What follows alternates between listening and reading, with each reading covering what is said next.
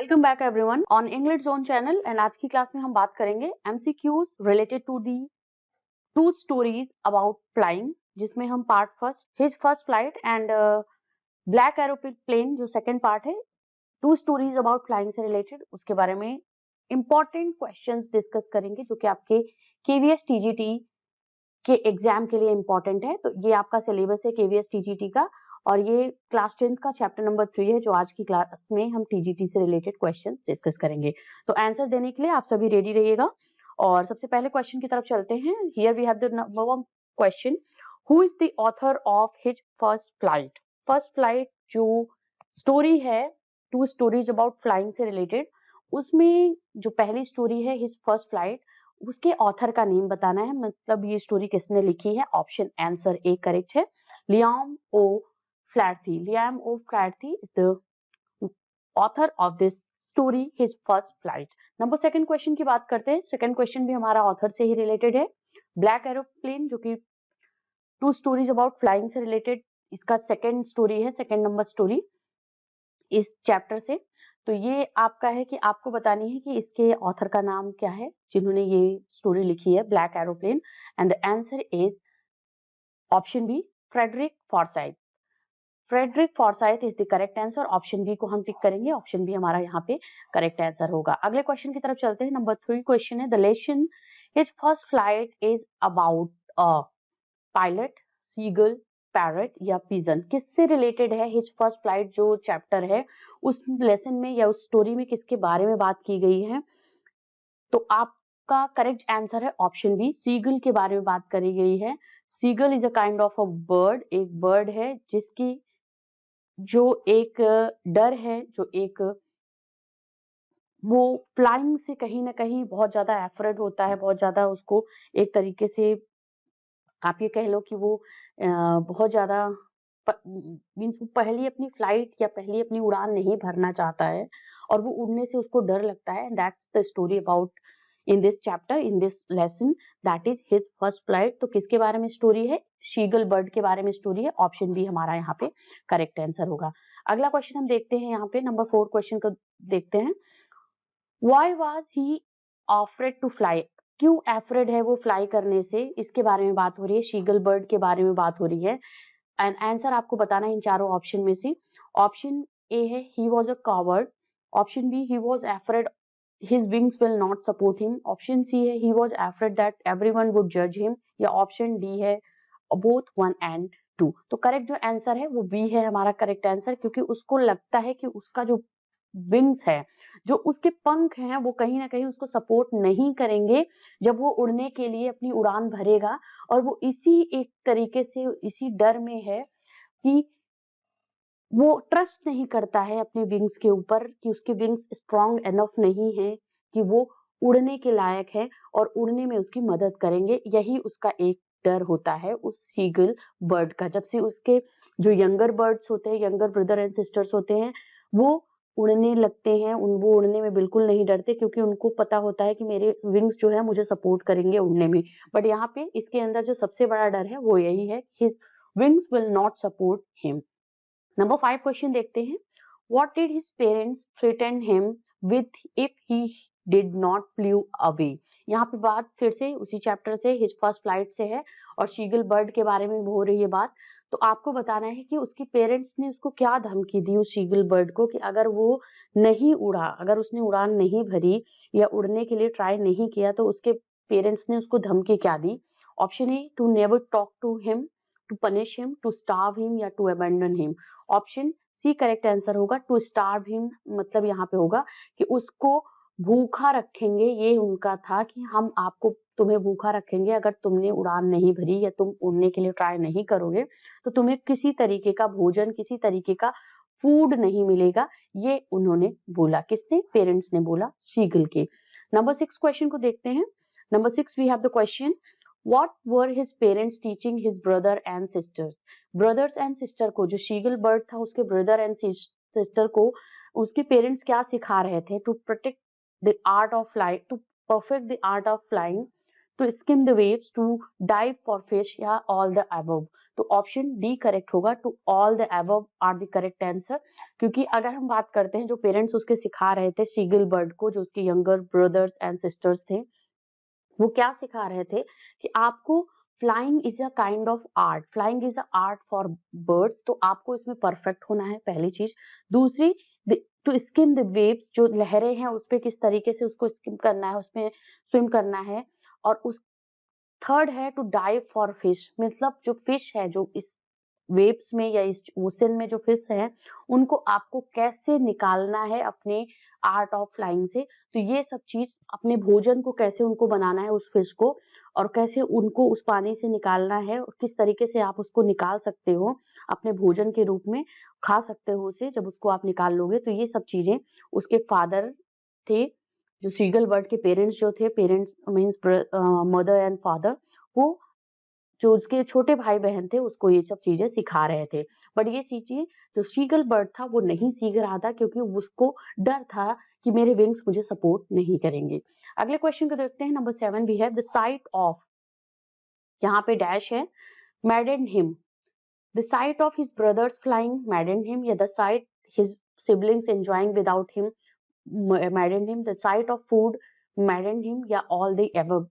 तो करेक्ट जो आंसर है ऑप्शन सी होगा, the sight of food maddened him. ठीक है, यहाँ पे किसको मैडेंड हिम, मतलब सीगल बर्ड के बारे में बात हो रही है, उसको मैडेंड किया, क्या, sight of the food. Next number 8 question की बात करते हैं, what urged him to make his first flight. अभी तक हम पहले स्टोरी से रिलेटेड ही क्वेश्चन डिस्कस कर रहे हैं, इसी सेम क्लास में आपको नेक्स्ट स्टोरी जो है ब्लैक एरोप्लेन, उससे भी रिलेटेड एमसीक्यूज मिलेगा। तो नेक्स्ट क्वेश्चन को देखते हैं, number 8, what urge him to make his first flight, means seagull bird को किसने उकसाया, मींस किस चीज ने उसको प्रेरित किया, इंस्पायर किया, या एक तरीके से उत्सुक किया कि वो अपनी पहली फ्लाइट ले। हंगर, साइट ऑफ फिश, या करेज, या ऑप्शन 1 डी है, बोथ 1 एंड 2। तो यहाँ पे ऑप्शन डी को करेक्ट करेंगे हम। बोथ 1 एंड 2 का मतलब क्या हुआ, his hunger and also the sight of his, जब वो भूखा था, जब उसके पेरेंट्स ने बोला कि हम तुम्हें थ्रेटन किया कि हम तुम्हें किसी तरीके का भोजन नहीं देंगे, किसी तरीके से हम तुमसे बात नहीं करेंगे, तो क्या हुआ कि वहां पे उसको भूख लगी थी, और इसी भूख ने, इसी हंगर ने उसको अर्ज किया, उसको एक तरीके से इंस्पायर किया, एक तरीके से उसको पुश किया कि, और साइट ऑफ फिश जो उसकी मदर फिश लेके आ रही थी, उसको देख करके वो एक तरीके से मोटिवेटेड हुआ, या एक तरीके से बहुत, जो भूख की वजह से अपनी जो पहली फ्लाइट थी उसको ली, मीन्स पहली उड़ान उसने भरी। तो ऑप्शन डी को हम यहाँ पे टेक करेंगे, option A and B both correct होगा, तो ऑप्शन डी को हम यहाँ पे करेक्ट करेंगे। Number 9 we have the question, why did his mother stop midway while giving him the fish. She was mad at him to push him to fly out of hunger. Yeah, she didn't want to give him the fish. She got tired. तो option B correct होगा, क्योंकि यहाँ पे वो उसकी माँ जब अपने चोंच में, अपने मुंह में जब वो एक मछली लेके आ रही थी, उसकी तरफ आ रही थी शीगल बर्ड की तरफ, तो शीगल को लगा कि मेरी माँ मेरे लिए खाना ले आ रही है, क्योंकि माँ बहुत देर तक अपने बच्चों को भूखा नहीं देख सकती और नहीं रख सकती। लेकिन उसकी माँ मिडवे में ही स्टॉप कर जाती है, रुक जाती है, और उसके मुंह में अभी भी वो फिश जो है उसका टुकड़ा वो पड़ा हुआ है, और वो चाहती है कि इस देख करके, जब वो रुक जाती है, तो ये देख करके उस शीगल बर्ड के अंदर एक तरीके का वो हो, पुश हो, कि वो, क्योंकि वो भूखा है, तो वो इसी पकड़ने के लिए, इसको लेने के लिए उड़ेगा, मेरी तरफ आएगा, और इसीलिए वो उसकी मदर जो होती हैं सीगल बर्ड की, वो वहां पे रुक जाती हैं। तो ऑप्शन बी को हम यहाँ पे करेक्ट करेंगे। अगले क्वेश्चन के देखते हैं, number 10, the title black aeroplane is based on. देखिए ब्लैक एरोप्लेन से रिलेटेड क्वेश्चन आ गया। The title black aeroplane is based on, क्या है, option A the aeroplane that help the pilot, the pilots aeroplane in the stormy sky, या none of the above. तो option A correct होगा। इस title, इस जो story था, second story है, टू स्टोरीज अबाउट फ्लाइंग से रिलेटेड, तो जो सेकंड स्टोरी है उसका जो टाइटल है वो ब्लैक एरोप्लेन क्यों पड़ा, किस पे बिहाफ पे पड़ा, या किस पे बेस्ड ऑन था, ये था कि जो पायलट को हेल्प करता है, जो एरोप्लेन, जो एक इमेजिनेशन वो देखता है, मोटिवेट होता है, जब वो बहुत ज़्यादा परेशानी में रहता है, तो उसको जो मोटिवेशन जो मिलता है कि आगे एक एरोप्लेन जा रहा है जो मुझे गाइड कर रहा है, और वो ब्लैक एरोप्लेन है, इसी वजह से इसका नाम जो था वो ब्लैक एरोप्लेन पड़ा इस स्टोरी का। आगे क्वेश्चन को देखते हैं, number 11। The pilot was flying from, अब यहाँ पे डैश है, टू डैश है। आपको बताना है कि जो पायलट था ब्लैक एरोप्लेन स्टोरी में, वो कहाँ से कहाँ के लिए जा रहा था, मीन्स उसकी जो फ्लाइट थी, उसका जो एक डिपार्चर और एक डेस्टिनेशन कहाँ का था। England to France, England to India, France to England, या France to India. Option C correct होगा, फ्रांस टू इंग्लैंड। फ्रांस से वो इंग्लैंड को जा रहा था जहां पे उसकी फैमिली थी, ठीक है, टू इंग्लैंड। ऑप्शन हम सी को करेक्ट करेंगे, तो यहाँ पे सीई, तो pilot was flying from France to England. Number 11 के बाद 12 क्वेश्चन को देखते हैं। What was pilot looking forward to, what was the pilot looking forward to reach his destination, to meet his family, his holiday, या both D, यहाँ पे है D option में बोथ 2 एंड 3, तो ऑप्शन डी को हम टिक करेंगे, बोथ यहाँ पे होगा डी 2 एंड 3 की, मतलब अपनी फैमिली से भी वो मिलना चाहता था और अपने हॉलीडे को वो देख रहा था कि इस फ्लाइट के बाद मैं क्या करूंगा, जब मैं इंग्लैंड में लैंड करूंगा तो मेरी फैमिली से मेरी मुलाकात होगी, मैं उनसे मिलूंगा और उसके बाद एक अच्छा सा हॉलीडे उनके साथ स्पेंड करूंगा, अपनी फैमिली अपने बच्चों के साथ स्पेंड करूंगा, ऐसा वो सोचता है, ऐसा उसको मोटिवेट करता है वो फ्लाइट, या एक तरीके से वो फॉरवर्ड आगे इस फ्लाइट के बाद में वो इस चीज के बारे में सोच रहा होता है। 13 क्वेश्चन को देखते हैं। Which control station did he contact on his way, Paris, England, India, England, या he didn't contact any. Option A correct होगा, पेरिस स्टेशन को, पेरिस कंट्रोल स्टेशन को उसने कांटेक्ट किया था जब अपनी वो मिडवे में था, अपनी जर्नी के मिडवे में, तो उस टाइम पे उसने किस कंट्रोल स्टेशन को कांटेक्ट किया था, that was Paris. Number 14 we have here, they looked like black mountains standing in front of me across the sky. What looked like black mountains? Option A है black mountains, option B storm clouds, या option C tall buildings, option D black plateau। तो option B correct होगा, storm clouds were looking like the mountains standing front of that pilot and across the sky, क्योंकि जब वो अपनी flight लेता है तो उसको क्या दिखाई पड़ता है, यहाँ पे एक तरीके से यहाँ पे मेटाफर दिया गया है, ब्लैक माउंटेन्स किसको बोला गया है, स्टॉर्म क्लाउड्स को बोला गया है। इससे रिलेटेड क्वेश्चन भी आ सकता है कि फिगर ऑफ स्पीच आपसे पूछ सकता है कि इस सेंटेंस में कौन सा फिगर ऑफ स्पीच यूज हुआ है, तो यहाँ पे ये था, यहाँ पे सिमिली को यूज होगा क्योंकि लाइक है, अगर ये पूरा सेंटेंस आ गया they look like black mountain, तो यहाँ पे हम सिमिली का लगाएंगे, ठीक है, और अगर ऐसा आ गया दे वर ब्लैक माउंटेन्स, तो वो होगा हमारा मेटाफर, ओके। तो ब्लैक माउंटेन्स किसको बोला गया है, स्टॉर्म क्लाउड्स को। अगला question number 15, what risk did the pilot take, किस तरीके का रिस्क पायलट लेता है जब वो अपनी जर्नी में होता है और आगे एक ब्लैक जो क्लाउड्स होते हैं, स्टॉर्मी क्लाउड्स होते हैं, उसको देखता है, तो कौन सा खतरा उठाने की, वो जोखिम कौन सा उठाता है, वो पूछा जा रहा है यहाँ पे।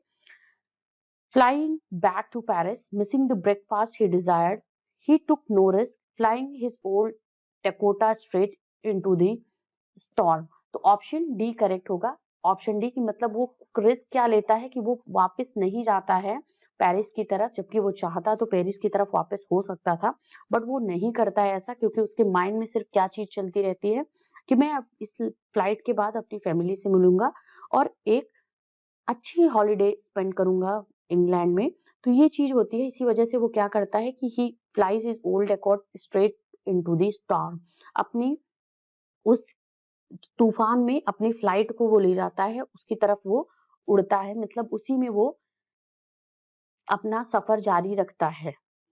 Next number 16 question, what instruments had stopped working during the storm. बात हो रही है कि प्लेन का कौन सा वो इंस्ट्रूमेंट था जो कि वर्क करना बंद हो चुका था जब स्टॉर्मी क्लाउड्स मिडवे में आए जर्नी के। Compass, radio, both of them, none of them. तो ऑप्शन सी करेक्ट है, both of them means radio and compass, जिससे उसका कांटेक्ट जो था कहाँ के जो कॉन्टैक्ट स्टेशन था एटीसी की तरफ से, वो बिल्कुल एयर ट्रैफिक कंट्रोल जो होता है, स्टेशन जो होता है, वहां से बिल्कुल तरीके से वो क्या था, वो ब्रेक हो चुका था। वो अब किसी तरीके का वो कांटेक्ट नहीं कर पाता था, कर सकता था, क्योंकि उसका कंपास एंड रेडियो बिल्कुल काम करना बंद कर दिया था। जो उसको एक तरीके से, कंपास में जो एक तरीके से उसको डायरेक्शन देता, कंपास होता है ना डायरेक्शन देने के लिए, और रेडियो मतलब जो उससे कांटेक्ट कर सकता था जो स्टेशन पे, तो वो दोनों काम करना बंद कर चुके थे। ये दो मेन इंस्ट्रूमेंट होते हैं प्लेन में जब कोई भी फ्लाइट ली जाती है।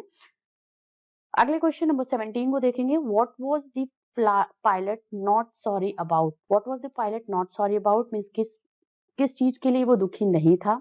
Missing his holiday, driving the plane into the storm, risking the lives of the fellow passengers, and both. D option में बोथ 2 एंड 3, तो ऑप्शन डी हमारा करेक्ट होगा। बोथ 2 एंड 3, इसके लिए दोनों के लिए वो नहीं सॉरी फील कर रहा था, तो ऑप्शन डी को हम करेक्ट करेंगे, क्योंकि वो उसके माइंड में सिर्फ था कि मुझे अपनी जो हॉलिडे है उसको अच्छे से स्पेंड करना है, घर पहुंचना है, तो इसीलिए वो अपनी ड्राइविंग को जो था वो स्टॉर्म में घुसा देता है अपने प्लेन को, और उसके साथ ही साथ जो रिस्क था, जो फेलो पैसेंजर्स थे उस फ्लाइट में, उसकी जो लाइफ होती है उसको भी वो रिस्क में डालता है। नंबर 18 क्वेश्चन को देखते हैं। What did the seagull pretend was happening to him so that he could take his first flight? अब यहाँ पे देखिए फिर से एक क्वेश्चन आ गया सीगल से रिलेटेड। ये है आपका my first flight, on his first flight पे से रिलेटेड है क्वेश्चन। तो he was unconscious, he was falling down the cliff, he was falling asleep, he lost his balance. तो ऑप्शन यहाँ पे सी करेक्ट होगा, he was falling asleep.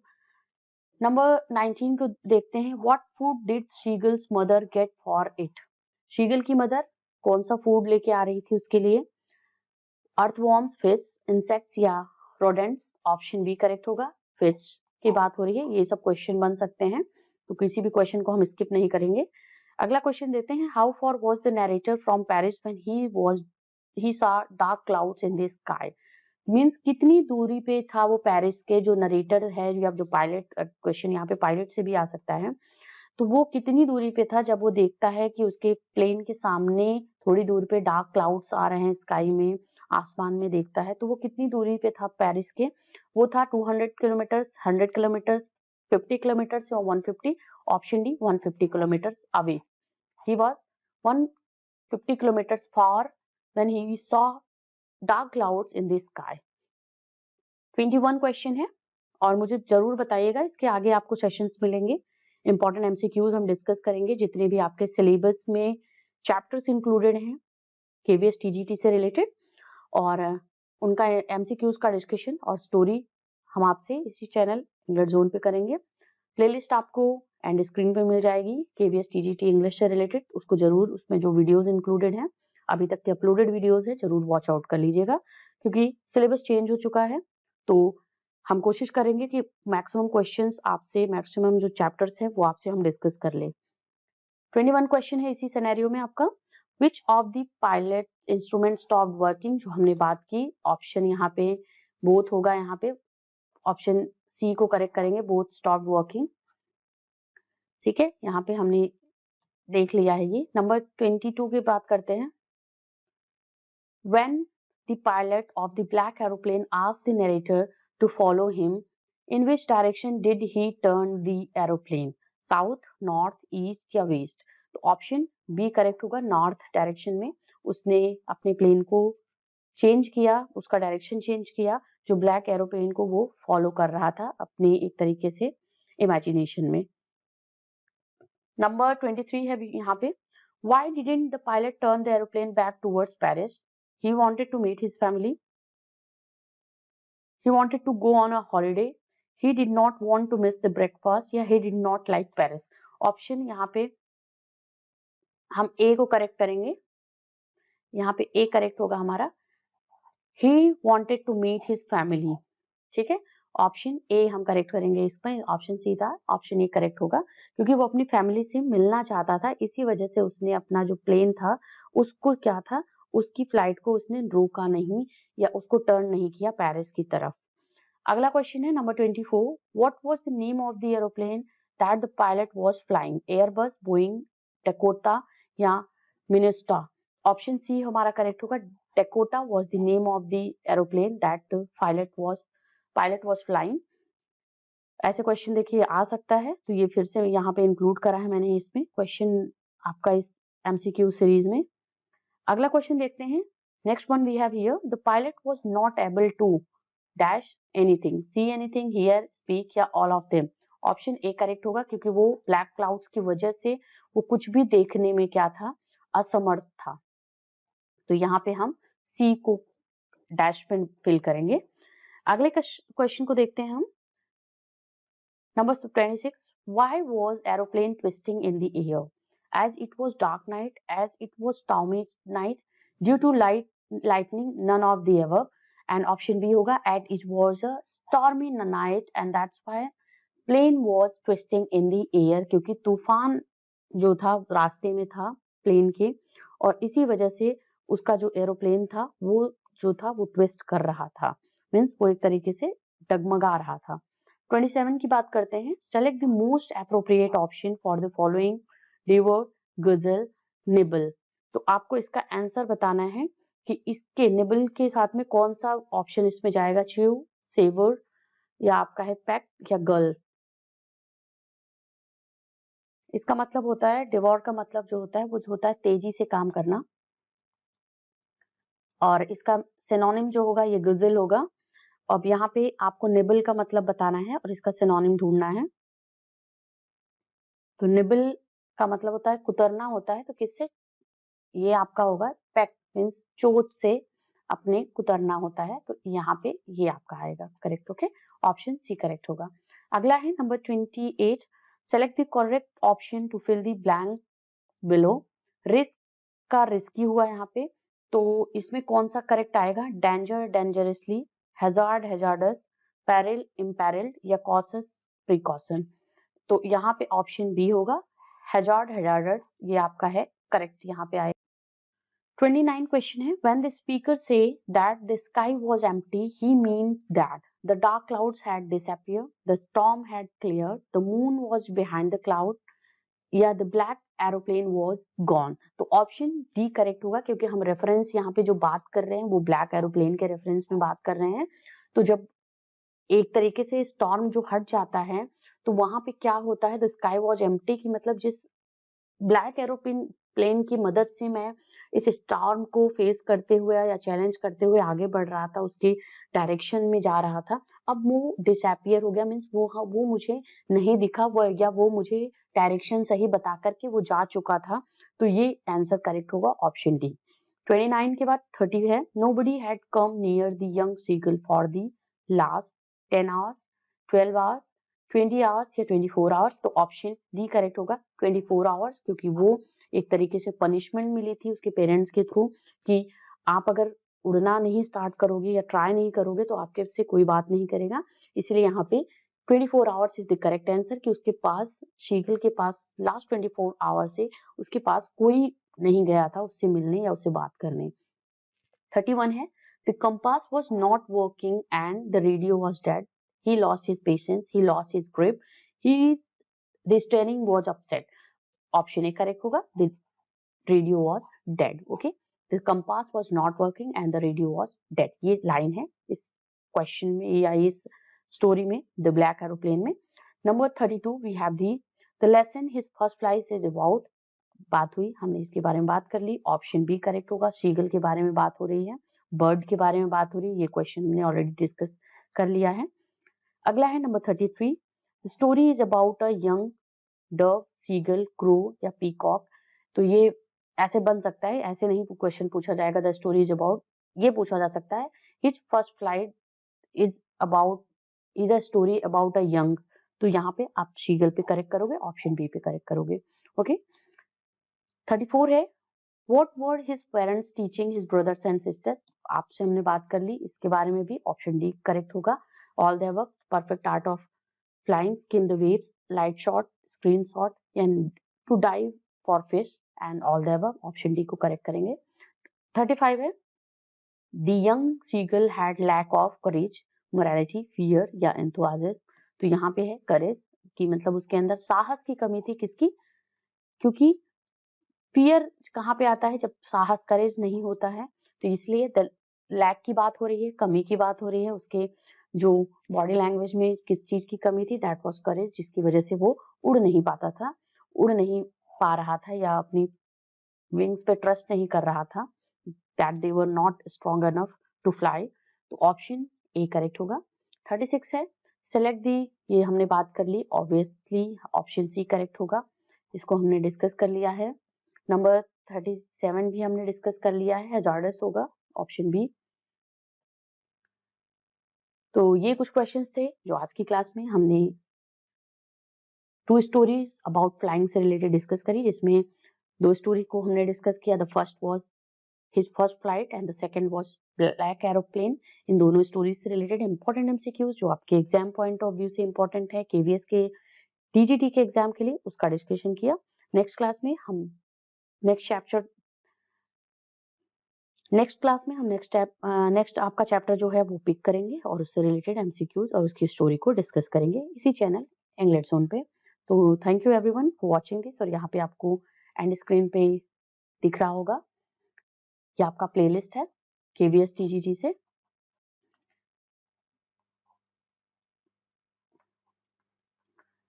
KVS TGT English, इसको जरूर आप वॉच आउट कर लीजिए एक बार क्लिक करके। और नेक्स्ट क्लास में हम आपसे फिर से मिलेंगे। Thank you everyone for watching this.